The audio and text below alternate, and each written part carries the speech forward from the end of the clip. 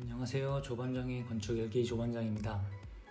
오늘은 14번째 시간으로 1층 전체 거푸집 해체를 할 예정인데요. 이번에는 4일 정도 존치를 시키고 거푸집을 해체하는 겁니다. 거푸집은 동바리를 제외한 나머지 유로폼을 제거할 예정이고요. 1층 옹벽, 슬라브 일부를 제거할 예정입니다. 타설 불량 때문에 이렇게 보이는데요. 이건 나중에 미장으로 메꿔줘도 되고 안 메꿔줘도 되고요. 철근이 나온 부분은 꼭 메꿔줘야 합니다. 유로폼은 타설 후 3일이 지난 상태에서 해체를 했는데요. 만 4일이죠. 근데 이렇게 타설 불량이 난 데는 미장을 해줘야 됩니다. 바이브레이터가 과하게 쳐서 그런 경우도 있고 그 반대인 경우도 있고요. 어쩔 수 없이 철콘을 짓다 보면 나오는 거기 때문에 크게 신경 쓰지 않아도 됩니다. 처마도 면은 균일하지만 높이 자체가 미장을 한 게 아니기 때문에 나중에 마감 때 한번 손을 봐줘야 되고요. 저번에 그을렸던 흔적인데 철콘이다 보니까 유로폼 3장 정도 타고 나머지는 괜찮습니다. 밑에 부분이 타설 불량이 나는데 이 부분은 나중에 미장으로 채워줄 예정이고요. 거푸집을 제거할 때 제일 위험한 게 사람이 다치거나 배관이 깨지거나 하는 일인데요. 주로 해체하는 인원들은 안전모, 안전화를 쓰긴 하지만 저희 옹벽 자체가 4m가 되다 보니까 세 번째 단, 제일 위에 단 거푸집을 제거할 때 제일 위험합니다. 보통 사다리나 우마를 놓고 제거를 많이 하는데요. 이럴 경우에 일반적인 아파트 자체는 2장 또는 2장 반 정도가 들어가는데 저희는 3장하고 위에 합판이 1장 더 들어가기 때문에 해체할 때 굉장히 위험해서 주의를 줬었고요. 해체를 하고 있는 모습은 전쟁터입니다. 일반적으로 건축주가 들어갈 일은 없지만 들어가셔도 굉장히 위험하고 미끄럽기 때문에 조심하셔야 되고요. 3일째 되던 날 해체를 했으니 시멘트 색깔을 보면은 아직 덜 마른 거를 볼 수 있고 못을 박아도 그냥 쑥 하고 들어갑니다. 아직 양생이 덜 돼서 그런 거니까 바람에 양생을 시키면 됩니다. 위험해 보이는데요.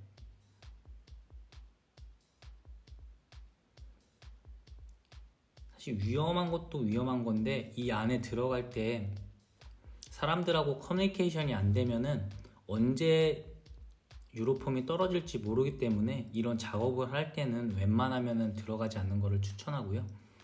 그리고 보시다시피 동바리는 최소 2주에서 3주까지는 존치를 시켜줘야 슬라브가 안정적입니다.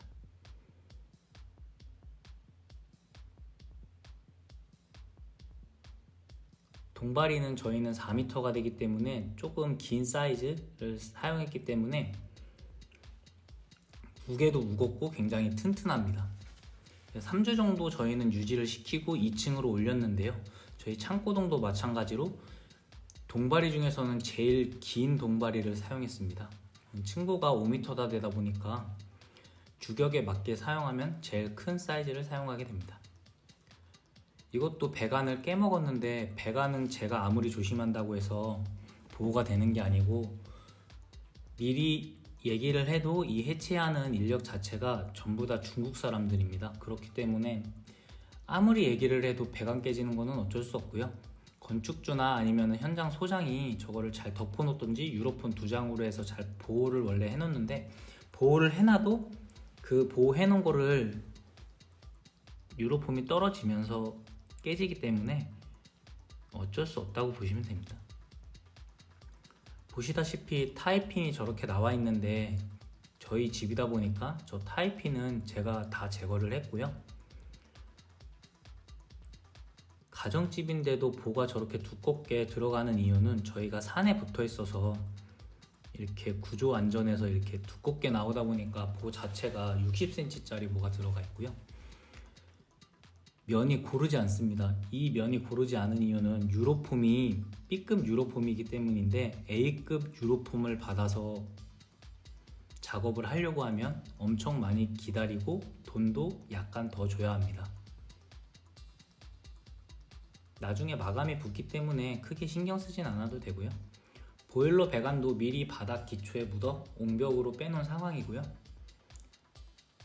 콘센트나 스위치는 당연히 빼놓은 거고요. 그리고 온수관과 인입관 그리고 냉수 아웃관까지 다 옹벽에 묻혀 있고요. 저희는 세롬 거를 사용하기 때문에 전부 다 벽에 매립이 되어 있습니다.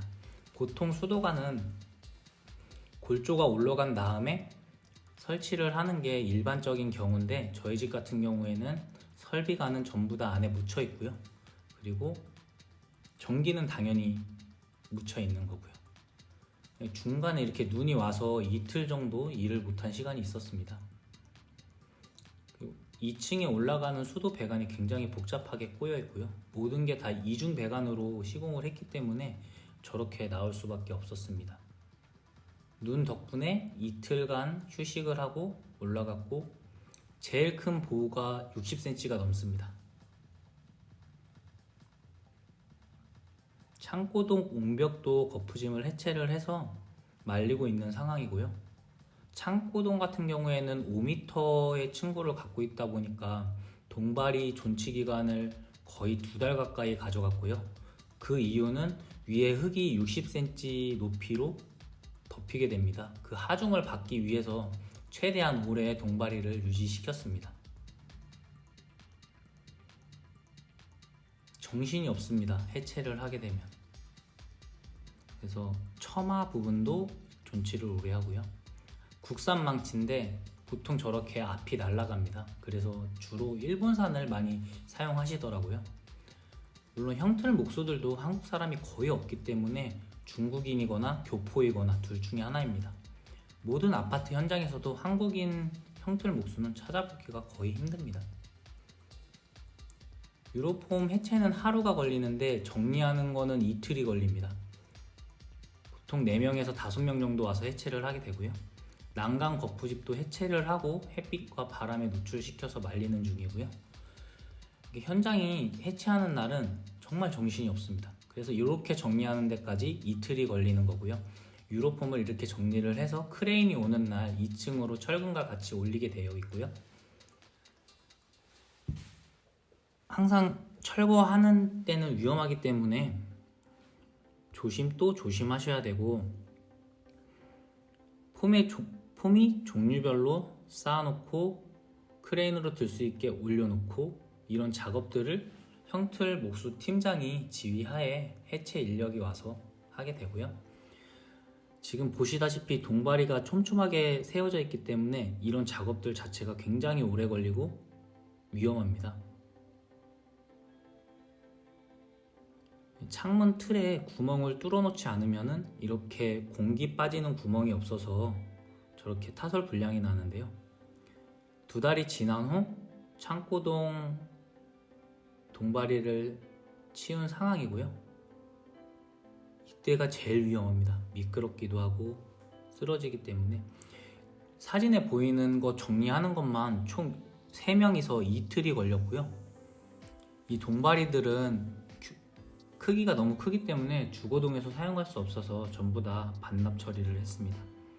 합판 일부 떨어지지 않은 거는 보가 밀려서 합판을 물고 있어서 떨어지지 않았는데요. 저거는 나중에 제거를 해줘야 합니다. 계단이 생기는 자리라서 잠깐 막아놓은 상황이고요.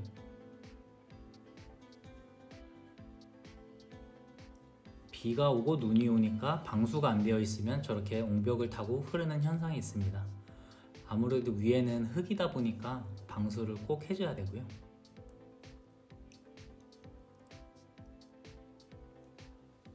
흙이 갈라지는 현상은 대매움을 했기 때문에 흙이 갈라지는 상황이 되는 거고요. 이렇게 방수를 1차로 해줍니다. 액체 방수가 끝나면 시트 방수로 2차를 해주는데 그 위에 흙이 60cm가 쌓이기 때문에 시트 방수를 제대로 해주지 않으면 나중에 물이 새게 됩니다. 지금 눈에 보이시는 것처럼 줄줄줄 흐르고요. 계속 눈이 오고 비가 오고 번갈아 가며 했기 때문에 거의 한 달 동안 일을 못한 것 같습니다. 그리고 나서는 이렇게 정리가 되어 있고요.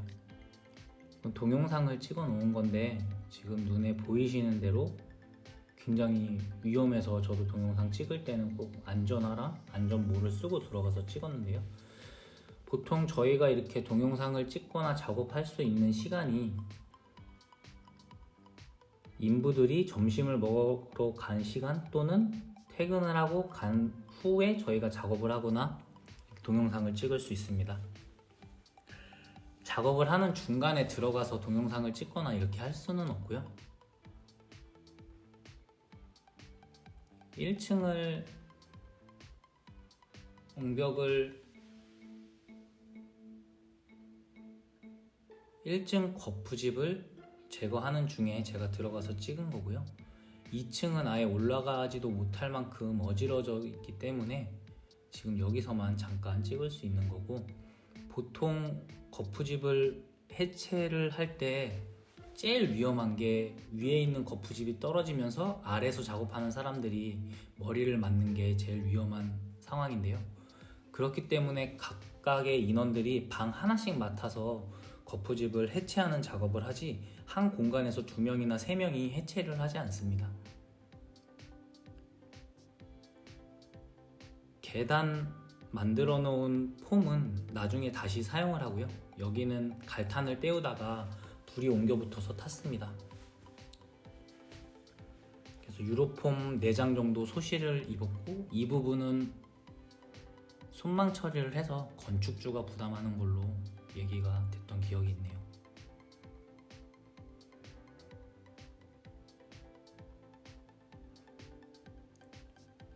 이렇게 유로폼 제거를 총 3일에 걸쳐서 하고, 그 다음날 크레인을 불러서 2층으로 자재를 올리고, 소위 야길이라고 하는데 2층 옹벽을 떠서 작업을 했습니다. 이렇게 유로폼을 띄워 놓으면 마른 부분과 안 마른 부분의 색깔이 다른데요. 시간이 지나면서 점점 시멘트 색깔이 나오고요. 지금 보시면 마른 부분과 안 마른 부분의 색깔이 다릅니다. 저희는 눈썹이 있기 때문에 철근을 저렇게 미리 박아놔서 빼놓은 상황이고요.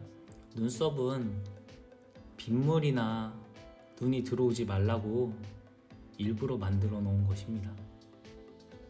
이렇게 1층 거푸집 해체 작업이 마무리되었고요. 오늘도 시청해 주셔서 감사합니다.